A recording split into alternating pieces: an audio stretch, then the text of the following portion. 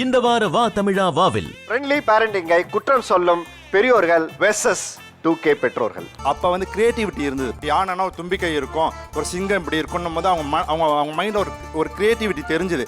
இன்னைக்கு எல்லாமே ஒரு செல்லை பார்த்து டேபை பார்த்து சொல்லித்தராங்க. அவங்களுக்கு கற்பனை திறனே போயிடுச்சு. அவங்களுக்கு கூகுள்ன்றாங்க. என் தாயோட ஒரு பெரிய கூகுள் என்ன சார் வேணும்?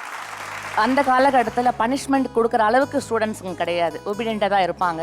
ஆனால் இப்போது அந்த எக்ஸாமுக்காக வேண்டி நான் ரெக்கார்டு கம்ப்ளீட் பண்ணலையேன்னு வெளியில் உட்கார வச்சதுக்கு மறுநாள் அந்த பையன் அவங்க பேரண்ட்டை கூப்பிட்டு வந்து ஸ்டாஃப் ரூமில் கூப்பிட்டு எல்லாரும் முன்னாடியும் என் குழந்தை எதுக்கு நீங்கள் கீழே உட்கார வச்சுங்க, நாங்கள் ஃபீஸ் கட்டி படிக்க வைக்கிறோம். இது அவங்க குழந்தைங்க முன்னாடியே ஒரு டீச்சரை அவமானப்படுத்தினாக்கா அந்த டீச்சர் அவங்க மறுபடியும் எப்படி ரெஸ்பெக்ட் கொடுப்பாங்க? முதல்ல பிள்ளைங்கிட்ட இன்னைக்கு என்ன நடந்துன்னு என்னைக்காவது ஒரு நாள் கேட்டிருக்கீங்களா? நாங்கள் டெய்லி ஸ்கூல்ல இருந்து வந்தவொடனே கேட்கும்போது அந்த பிள்ளைங்க தன மனசு விட்டு சொல்லும் போது அப்போ நான் ஃப்ரெண்ட்லியாக பேரண்டாக இருக்கனால தான் அந்த பிள்ளைங்க சொல்லுது. சப்போஸ் நாங்கள் ஃப்ரெண்ட்லியாக பேரண்டாக லீடர்ஷிப் பேரண்டாக இருந்தோம்னா அந்த பிள்ளைங்க எங்ககிட்ட பேசாது. அங்கேயும் லீடராக இருக்காங்க, இங்கேயும் லீடராக இருக்காங்க, அப்போ நாங்கள் எங்கே போய் ஒளியிறதுன்னு தான் தேடும். நாங்கள் லீடராக இருக்க விரும்பல, நாங்கள் பிள்ளைங்களுக்கு தாயா தகப்பனா இருக்க மட்டுமே போறோம்.